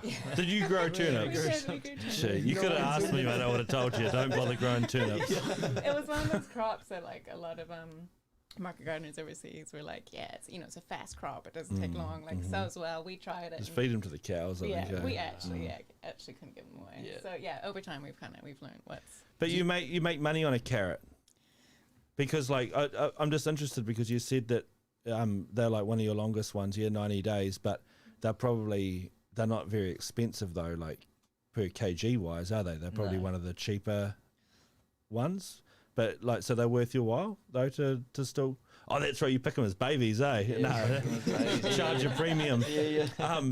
But they are worth your while, or you just enjoy growing them, so you just do it anyway, kind of. Yeah, we don't make the profit margins aren't massive on carrots, but yeah, it's sort of just one of those things you do it for love, and people people love them. We have people raving. Like, I do a bit of landscaping in the wintertime, and I go into some places and they're like, "Oh, you're the carrot guy." Oh, really? Yeah, so It is, it's probably our Yeah. biggest seller at the market. So Huh. yeah. we've probably, taken like up to 70 bunches of carrots to the market, to the Whitianga one. And for our boxes, it's growing the variety for our boxes too, and our box clients love them. So what do you do with baby carrots? Like you don't roast them, or I mean, I suppose you could, right? But Yeah. like, what would be the main thing you do with baby vegetables? Just eat. You just eat them. You eat them. Man. You just that's it. You just eat them raw, man. Yeah. Who would have Just known? go We for get a it, lot of man. Who would have known, eh? Come on, man. Come on. we get parents at the markets come up and grab them and say they love them for the like school lunch boxes for the kids. Oh yeah, that's pretty on. Yeah. Is there more people A who? little bit of hummus. And Oh, there you Yeah. go. on 'em. See. Yeah. Do you let your courgettes grow to normal size, or do you harvest them as babies? What's a baby courgette called? They have a name, don't they? I don't know. Zucchini, or is that a big? Is it? It's just another name for a courgette. Oh, is that? Yeah, I think. What's a normal size courgette? I don't know. Yeah, like a cigar or whatever, like a sausage size, cigar size, right? Yeah, we're a little bit bigger than that. Yeah. Is there anything to do with the nutritional value of the vegetable that you're growing? If it's small or if you let it? Yes. Well, yeah. I mean, microgreens are packed with nutrients. That's why the as a pests baby. go on the babies, Yeah. because it's the best Yeah. time to. Yeah. So That's in true. every seed, there's enough nutrients to grow a whole plant. Like so, and the smaller that size, then the more Yeah. it's sort of more jam packed. That's the sort of way I understand it. But yeah, And you just put them in like sandwiches or whatever. yeah, man, chuck them on anything. Everything. Yeah, I know. I'm so Sandwiches, ignorant. I'm onion. like, I eat from the bag. do you bro. put it in the pie, Oh, or man. does it? People think, I take people Put it on home top and they of think a I'm pie. crazy because I'm in my garden and I'm like a rabbit. I'm eating while I'm talking to people. Is that how you eat it? I'm like, well, gotta eat somehow. It's fresh. And the nutrients are kind of like, yay, thank you. And then you boom, put it in, man. Yeah. No, I'll eat them. I'm gonna eat it. I'm gonna eat my little bag raw. Just eat the whole thing. You should, man. Not even put With some any coconut Caesar water. dressing or anything on it. With Caesar salad dressing. The that's what I was gonna ask. I thought of it earlier, and then It's got a taste of itself. so how do you control your pests? So That was one of my questions. Good. It's- Oh, sorry. No, great. No. Great. yes. You ask it then. I'll just. I'm waiting. It's good when I don't talk much. It's perfect. So in a balanced system, you don't really have pest problems. So if if you get your soil, I mean, I'm not saying we get it right all the time, but if you get your soil right and you've got a beautiful, healthy soil, your ecosystem's right, you know, you don't really end up with pest problems. In saying that, we still get pest problems. So we use cloches to mitigate that. So it's basically a net, little hoops over your bed with netting on it, tied at each end, and that just stops any pests that are passing through getting in there. Occasionally we do have like not an infestation, but we do have some pests that we notice, and there's some organic sprays and stuff you can use. In the winter time, sometimes we'll have to go out at night and with a jar of salt and chuck the slugs we've in. done Pick quite a the few slugs. upgrades. and- Great. They're not that fast. You can, cool. That's right. So- Not that fast. Can you imagine it? Trying Man, to I catch do the the slippery same. little I bastard. know. You're checking. You even wait for them to get close, and now Gotcha. What about all Sorry, those that's bloody me. rabbits that Matarangi's got? They head over your way to gnaw on that? No? We haven't had rabbits for years. Just don't seem to come out. Just the spot, eh? The right Yeah, spot. Yeah. Mm. I mean, I'm sure they'll get here eventually, get to our place eventually, but Mm. yeah, haven't seen them yet. Man, Lucky. I lost so much kale in my old house because of aphids. Yeah. Aphids are a bit What of a pain. brings them Um, to the plants? Kale does. just don't go kale. Mm. You did right though. The kale just gets smashed. Oh man, they go Mm. hard. It's so upsetting. Mm. Yeah. So something like aphids, we find it's like could be like a lack of airflow. So if you're like overcrowded something, they do like that. I guess like humidity. So yeah, I guess that spacing with your planting can help. When we find aphids, hopefully our method is to kind of go for the more prevent it from getting worse. So like we're always looking. So if we see them, it's often hand squishing first. We've used like a soapy water spray, and that's normally we try and catch it before it actually becomes Does that an work? infestation. It does, but they do To a point. build up a resistance. Oh, really? Yeah, so if you see them once and you spray them, and then you might try it again, and it doesn't seem to work so well. So you need to go you got to go more hardcore after that. Or we try something like neem oil, which is Sorry? a neem oil, which is like a The a oil natural of the product. neem. Yes. It's That's correct. Yeah, I think it's a plant. Taylor, Google a neem. Don't ask me how to spell it. N-I-M? Is that what it is? N-double-E. N-E-E. N-double-E. N-double-E-N. M-double-E-M. N-double-E-M. Yeah. Cool. I don't even think that's a What real about the name. pepper thing? Would that be a thing? I heard that you could also put Pepper. like cayenne pepper around your plants, and some pests would. Maybe. Yeah, I I've mean, heard making a chili spray. Hey, you Yeah, can the spray chili them. spray. Yeah. And saying that we've had well, I don't know if chili always works because we can have like caterpillars eat our chilies. They So- love it, eh? The Mexican Yeah. caterpillars come for them. Oh, so you do chilies as well? We used to do chilies, but More just for ourselves now. yeah. Oh, yeah. Oh, I was about to ask that. Is there anything that you guys grow more for yourself because it's not worth it? Yeah, Yeah. That was a confidence. That was a confident yes, man. I like Yeah. it. What are the things that you usually do it for? Would kumara. Yeah. Grow kumara for Mm. ourselves. Pumpkins. Man, Yeah, like eggplant, garlic. Yeah. Like cauliflower. We get people ask us, "Oh, why don't you grow cauliflower?" we do.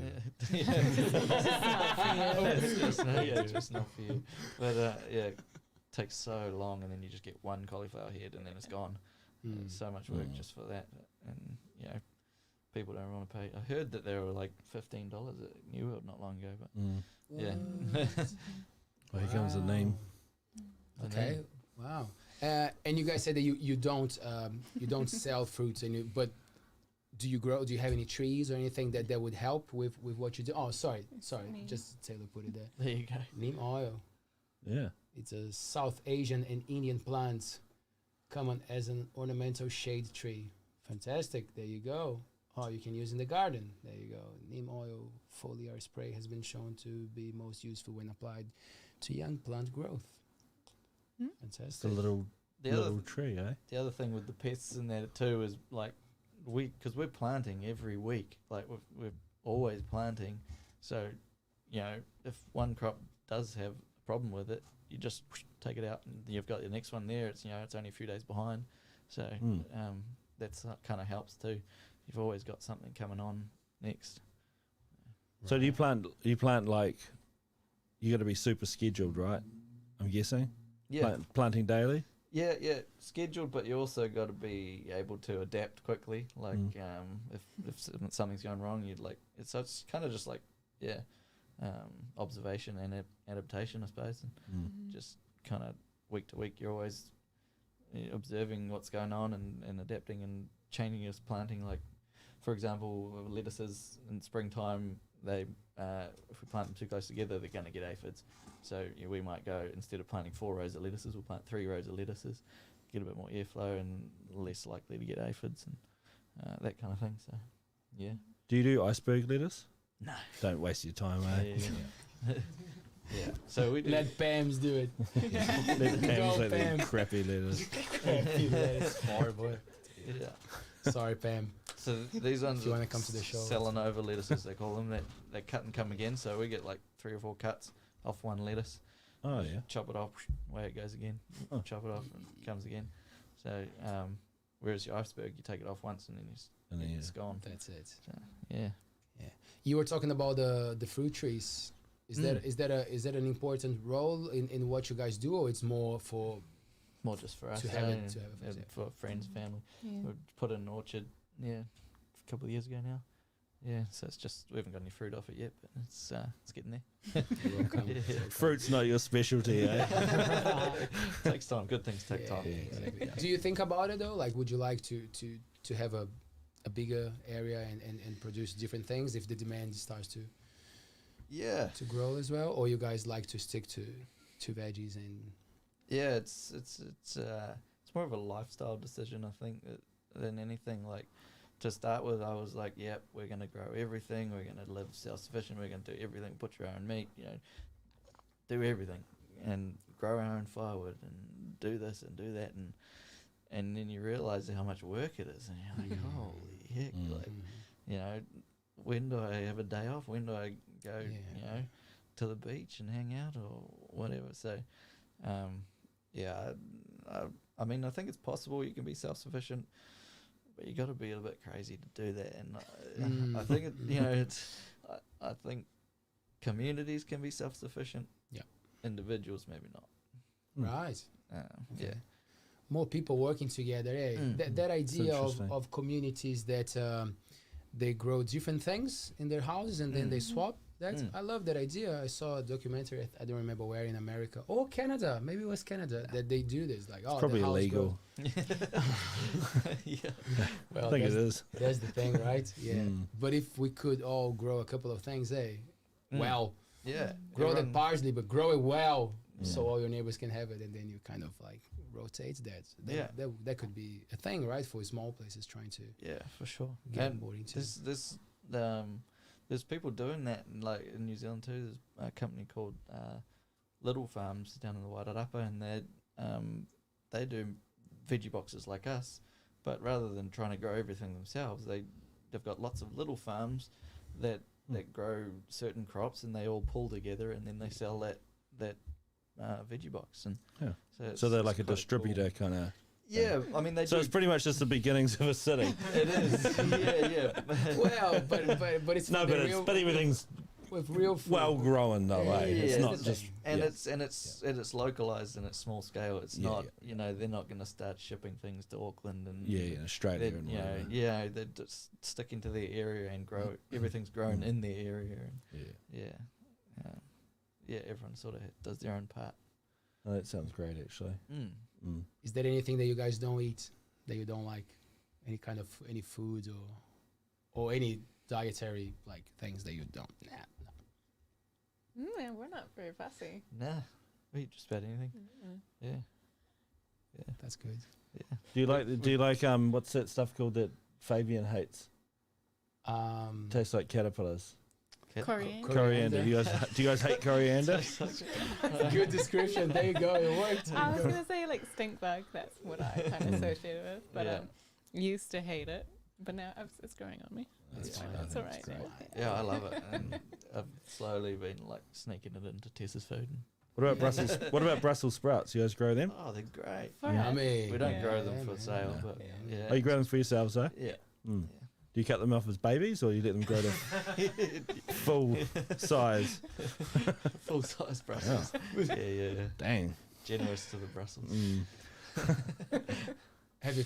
Is it hard to grow Brussels sprouts? Because they all get attached to the stem, right? Mine got so tiny. It was so upset. I was like, damn. Yeah. You have to get. Patience. It is one of Patience, those ones yeah. which Takes time, takes yeah. a while. And for the taste, bread's probably not worth it, for you to try. Oh to no, I don't mind them when they're roast. I like roast Brussels sprouts when they. It's not so bad with lots of oil and salt, you know. When it doesn't taste like the real disguise taste. I might like them if they were baby ones. I'm not sure. Baby I don't mean to give you a hard time about baby vegetables. It's actually really interesting because I've never understood baby vegetables. To be completely honest, I've always just been like, what the heck? Like, what the hell would you want a baby corn for, or whatever? You know, like this little corn on the cob, like this big. But then it makes sense what you say about like your microgreens when you're like, oh, well, they're very nutrient rich, you know, and it's like, oh, I forgot about that part. Just thought about all the slaughter, you know. Does baby meat taste better? Oh, veal. Does Is that what it? you're talking about? I don't eat meat. I don't know, and I don't remember eating them. It tastes babies, different. So I don't know. Okay. Is it better? I've only ever had veal once, and I bought it from the supermarket, and it was delicious. But I don't make a habit of eating babies. Animals. You know, like we even buy, what's Old. the cheese called now? You look for. You know, like we don't usually buy the cheese that's uses like even the animal rennet. You know, what is it? Is it mild or What no, did you say? Edam? What did you say? I didn't understand. No, I'm sorry. I didn't The understand. animal, like so, like when they make cheese, they use like a part of the unweaned calf's stomach as the rennet, and that makes the cheese. Man, So cheese do isn't you know what they do to cows, man? Are you Cheese really isn't- worried about that? cheese isn't so most cheese isn't vegetarian, right? Like people go cheese is vegetarian, well most of it's not because they use an actual organ of a calf to make the cheese. But I think is it Edam or mild? I can't remember which way around it is. They use vegetable rennet in it to make the cheese as opposed to animal rennet. Rennet, RENNET. Right. Can we Google that? We can. Yeah, if you want. Yeah.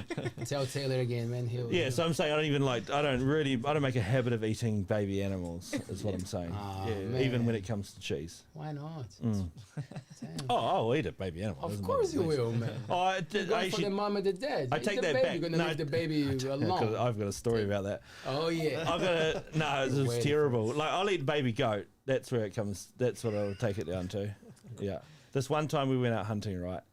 And There's no ruler to measure the size of the goat that is legal no, or not so to kill. no, so you shoot like a Okay.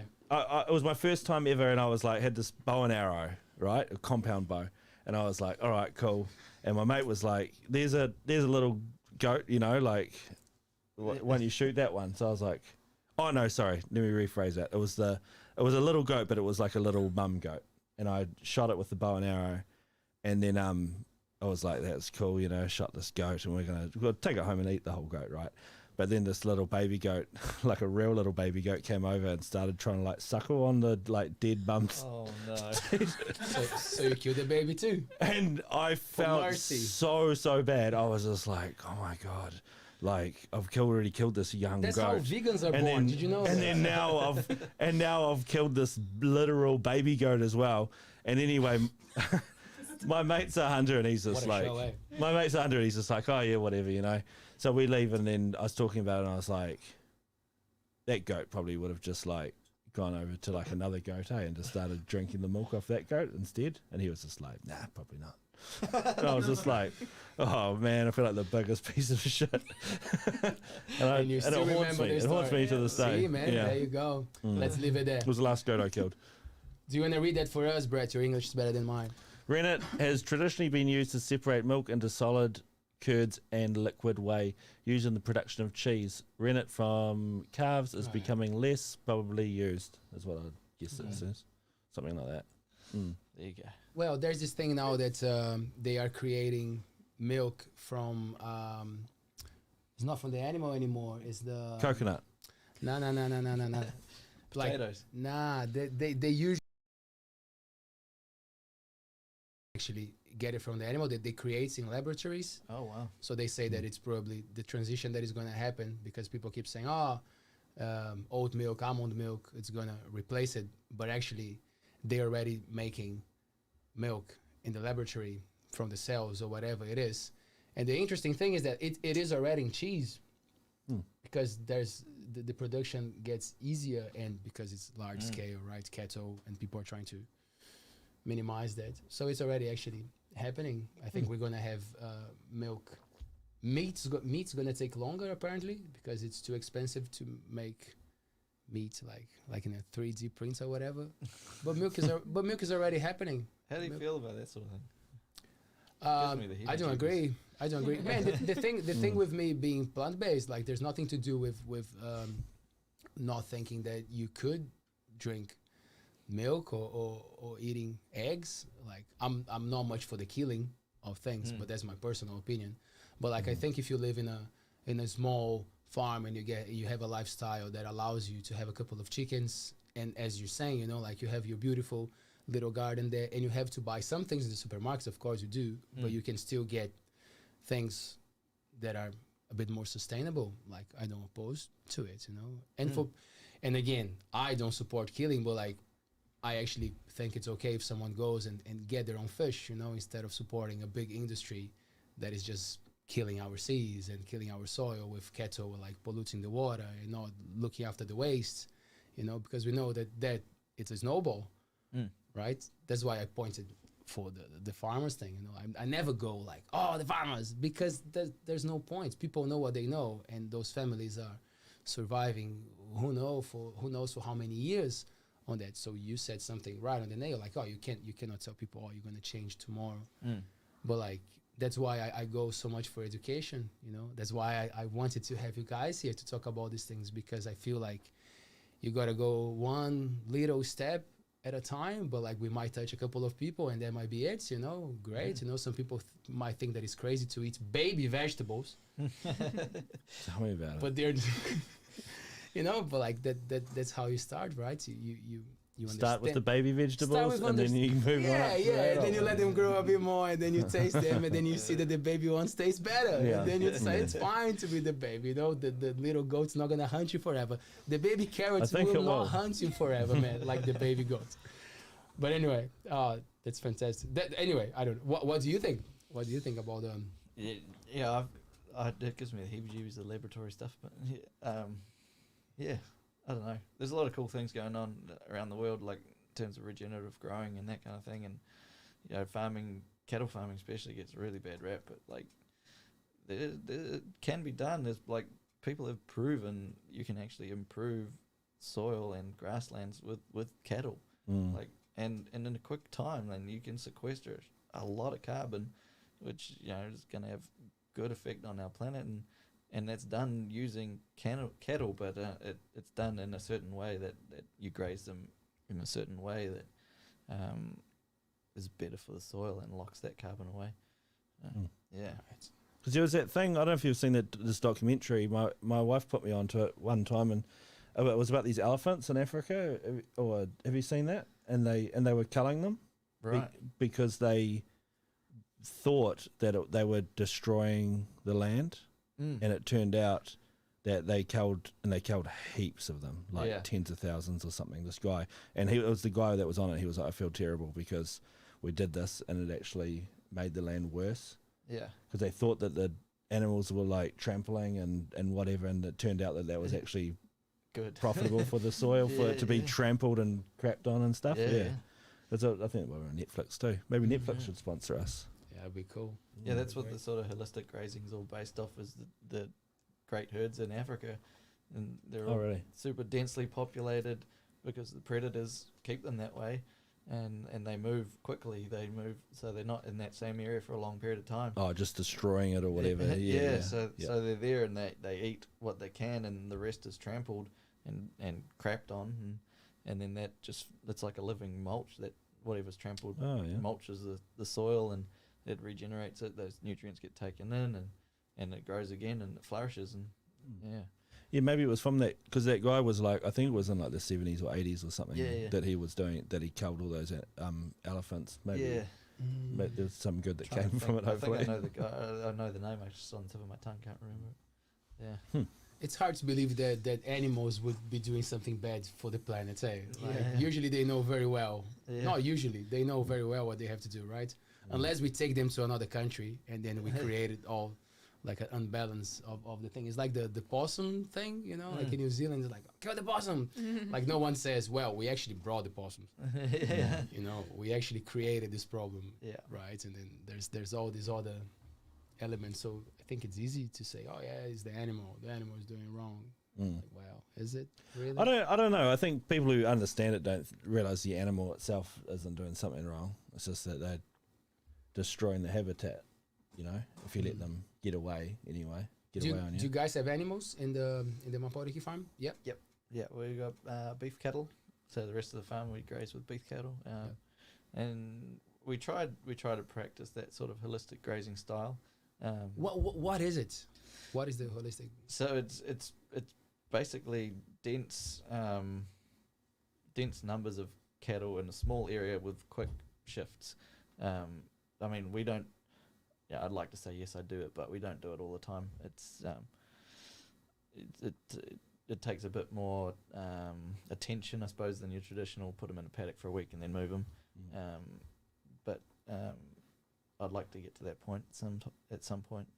But yeah, it's keeping the animals sort of in a smaller area for short and moving them more regularly, because then when you let an animal graze a paddock, a huge big paddock, you'll see them. They wander around, they pick out the best bits. I like this bit, I like that bit, and the bits they don't like get left and they go to seed, and you end up with more of that stuff that they don't like. And whereas if you lock them in a smaller area, lock them's not a good word, but yeah, you contain them in a smaller area and move them quickly, then they don't have time to be going around picking out all the best bits. They just go through and graze it more evenly. What doesn't get grazed gets trampled, gets crapped on, creates that living mulch which protects the soil, and then you move them on and hopefully have a longer rest period for that area too, so that it comes away nice, and yeah, you continue like that. So that would be possible if farmers had more staff, I would say. Is it more like a person that takes time and does the round? Would that be for in our case, it's a matter of infrastructure, like in terms of fencing and that kind of thing. We probably need to invest some more money in fences and that kind of stuff to be able to and water supply and that kind of thing, in order to manage it. Best practice, I guess. So I don't think it needs more people. It's not necessarily more intensive in that way. It's You need more land though, probably, but more room to. Easier to do on a large scale, because you can get those big rest periods in between. But Right. So for the big ones, for the big fish that we like to go back to, like, so there are alternative ways, there are better ways, and not even expert, alternative, better ways, right? Yeah. I'm no expert. I've done a lot of reading around it and that kind of thing, but it's just cool. I mean, and I'd encourage people to go out and do that research and look at alternative ways. But yeah, nice. Or just take away all the fences, Leo? Well, I don't think that would work either. You know, It'd be hard to milk them. Have you ever milked a cow, Brett? Not by hand, no. But I've milked. Not by what? Like I've milked in the machine. You mean in you the press machine? the button? Yeah. Oh, I don't push the button. It's already going. You just pull them off and put the suckers on them. You know. Right. I've only done that maybe a couple of times. Right. I've never tried to milk one by hand. Okay. Do you guys also get into the milk production thing, or no? It's just for beef. No, just for beef. Yeah. Different game, eh? It's a different game. Yes. So the places that do they do? Can they do both? Like for the milk, the ones who are after the milk, is it like I won't say easier, but it's just like a natural process to also do beef cattle? Does it become like a not a fair competition to you guys, like for the farmers who are doing both, or not really? It can be- Your cows are usually like, you'll have cows that produce milk, Yeah, and then you'll have cows that are like nice to eat. so there's different breeds. Yeah. So it wouldn't be a thing. I You don't don't, know. you don't I'm go this. asking You don't go from- this. from This real, cow's like, past okay, its yeah. prime. I'm going to blast Good. it now and send it to the factory. Oh, You know. cool. But I don't know. I don't know. So you wouldn't do the same with. Yeah, You wouldn't do both with the same cow. Probably not. no, I think they do to a certain degree, but there's definitely a difference between dairy farmers and beef farmers. And Right. Yeah. Right. yeah, I think it comes down to efficiency. Like if you want to be efficient about it, yeah, you'd stick to like a type of cow. a beef cow's not going to produce as much milk as a dairy cow. Right. Yeah. What I remember in Brazil, because in Brazil they're both huge. Barbecue, woo! It's just like wow. People eat meats like 3 times a day. You know, Yeah. ham for breakfast, beef for lunch, and then just some chicken in the evening. You know, something light. and dairy, it's just cheese everywhere, like yummy stuff. Sounds amazing. Yeah. Well, if you're into it, for sure. But I remember a lot of the areas, they would say, oh, yeah, that's not good for the cattle because it was like a lot of hills and mountains. So, like, it gets tough, you know. So, I think Right. that's where my knowledge about. We do the same Beef here. Like cattle. you'll change over to sheep and stuff like that Yeah. in the hill country. That's why you get like these huge stations, right? Then they'll be like massive, and it's all usually over all the hills and stuff, and they have all the sheep will stick to that sort of land. Right. Mm. Is it something that you also do? Like, not with Mapauriki Farm, but like, do you also spend your time with the beef cattle, or that's from the family and someone else does? No, that's us. Yeah. That's Oh, us, yeah. you- So we run the whole farm. Yeah, garden. That's cows, why they got chickens, ducks, Ducks, cats, cool. dogs. It's like a farm park, man. How many dogs? How many dogs have you got? I got 2 dogs. Two Oh, dogs. ducks or dogs? Dogs Dogs. Yeah, 2 dogs. and ducks. 9, Oh, something like that. Yeah. what about the cats? Do they live there, or they just come and they cruise? They're from the area. What's up? They live there, right? Yeah. 2 They're cats. kind of our mouse control. Oh yes. control. Pest control. Mm. Pest control. Maybe it's why you don't have, maybe it's why you don't have rabbits so much and stuff as well, having a couple of Yeah. dogs, Dogs, and a yeah. few cats and stuff. Mhm. I don't know how a cat would fare on a rabbit, but who knows, man? I've seen them bring them in before. Yeah, Yeah. the babies, probably. Yeah, the babies. Gotta teach them. Mm. Do you guys have issues with possums or not? Not so much. No. Yeah, they come down to try and get into the fruit trees occasionally, but yeah, not so much. I mean, we're surrounded by forestry too, so and the forestry was felled not that long ago, so it's only small trees around at the moment. And I'd say once they get a bit bigger, we might get a few more possums. But yeah, So you guys are, but I didn't realize you run the farm as well. So you guys are real busy. No wonder you're. Yeah. Yeah, because I was like, man, like it sounds like a pretty crazy job planting all these plants, but you guys are running a farm and yeah. Well, I mean, the farm doesn't take a hell of a lot of our time, but It's definitely that's the garden. definitely something you need to pay that's trying. attention to. Yeah. Mm. It's only 40 acres. It's not a big, massive farm or anything. mm, More of a hobby lifestyle farm, I guess most people would call it. yeah, Yeah. Right. lifestyle farm. Lifestyle farm. Yeah. But that's cool, man. I really hope you guys get to, expand in the thing with New World Yeah. thrives and becomes a thing, and then Countdown as well. Countdown, come on, guys. Let's do it. Let's get it everywhere. They might not have enough. We won't be able to keep up with Yeah. it. Wow. You never know. If the demand is good, man, Yeah. we can go for it. Hmm. How are we doing, Taylor? Oh, yeah? We got something from the people watching at home. There's people watching. Oh, man, can you believe it? I think people actually like you guys, man. You guys are so cool. Oh, and now I leave the volume on. See how stupid I am. Hey, now you can't.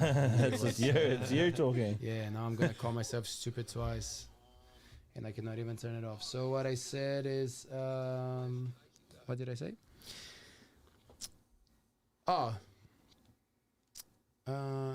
How long would it take for a calf to become a beef in my in my bed?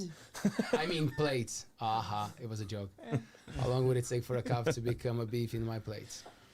That's a good question. Thanks, Gabe, for the question. Gabe Athos. We sell ours at about 3 years old. 3 years old? Just under 3 years old. Is that longer than? That's longer than normal, right? I don't know. I'm not really an expert in that area, to be honest. But Just go like this. Yeah. Sell some. the what do you call them? The stock agent comes around. It's like, yep, they're big enough, and Oh, okay. I'm like, okay, cool. Oh no, all good. I was just curious. I thought because I don't know either. I'm not a farmer, obviously. Can't even kill a goat without feeling guilty for 15 years. And your wife said that veggies are your hidden passion. Ah, There you go. are they? We got some comments, we got some laughs, but yeah, there you go. That one was the official one. Okay, so how do we find Mapauriki Farm, guys? Let's spread the word now so people can. So we're on Instagram, we're on Facebook. Just look up Mapauriki Farm. We try to keep that as up to date as we can, and share what we're doing and how we're doing it. We've got a website, mapaurikifarm.co.nz. Sort of has a bit about our story and what we're doing and where you can find our stuff. Cool.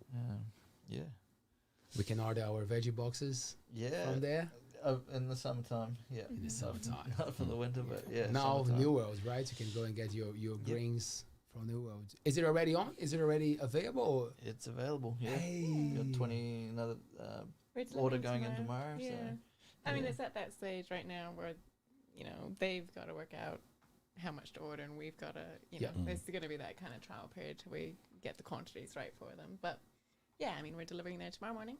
Hey, that's awesome! Congratulations. That's so cool. Yeah, man, it's cool.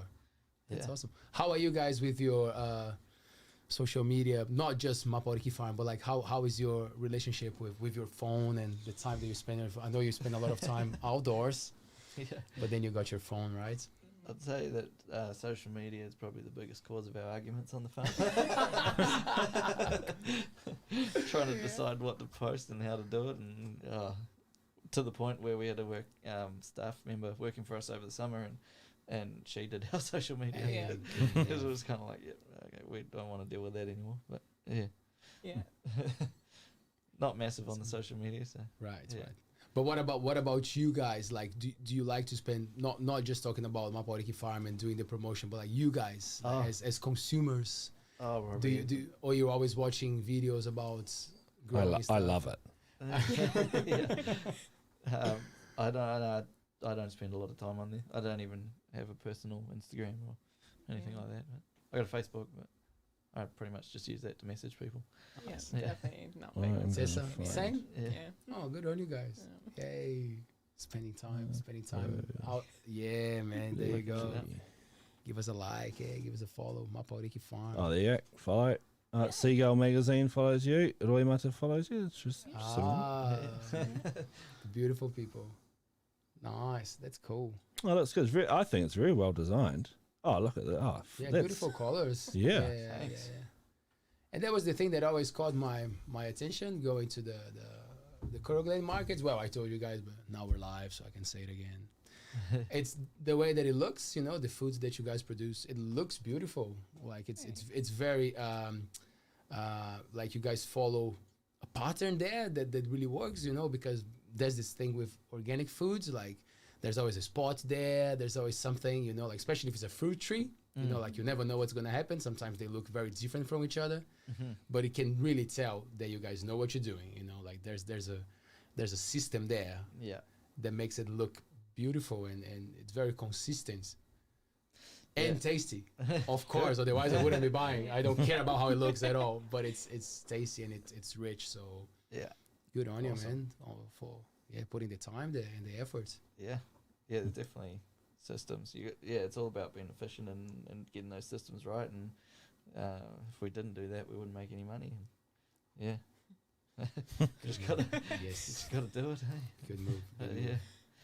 Do you feel good about like having the background as a nutritionist and putting so much love and effort into this? Like, do you see it as a continuation, or if for you it was like, no, I'm going to start something new, Tessa, and I'm going to go for, or you always saw things together?